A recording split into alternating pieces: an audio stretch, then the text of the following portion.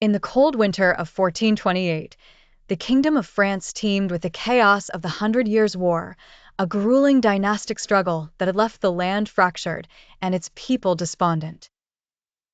The English and their Burgundian allies controlled vast swaths of the north, including Paris, while the French heir, the Dauphin Charles VII, remained uncrowned and retreated to the Loire Valley.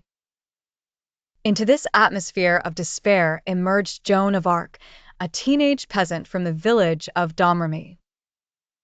Driven by what she described as divine voices of saints commanding her to drive the English from France and lead the Dauphin to his coronation, she convinced local authorities to grant her an escort to the royal court at Chinon. Her arrival was a turning point. Though she was a girl with no military training, her absolute conviction provided a desperate Charles with a symbolic weapon to galvanize his demoralized troops.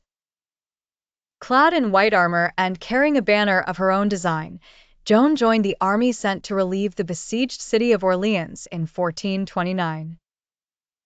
Her presence transformed the conflict from a stagnant war of attrition into a religious crusade. In a series of aggressive assaults, the French broke the siege in just days, a feat that bolstered Joan's reputation as a divinely inspired leader. This victory cleared the path to Reims, the traditional site of French coronations. In July 1429, Joan stood by Charles VII as he was officially crowned King of France, a moment that fundamentally undermined the English claim to the throne.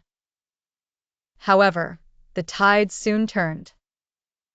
During a skirmish at Compiègne in 1430, Joan was captured by Burgundian forces and sold to the English.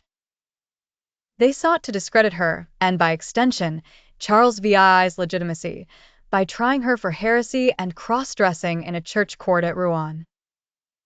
Despite her sharp-witted defense, she was found guilty and burned at the stake in 1431 at the age of 19.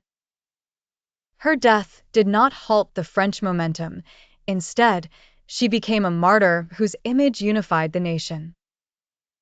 By 1453, the French had reclaimed nearly all their territory, ending the war and cementing Joan as a central figure in the birth of French national identity.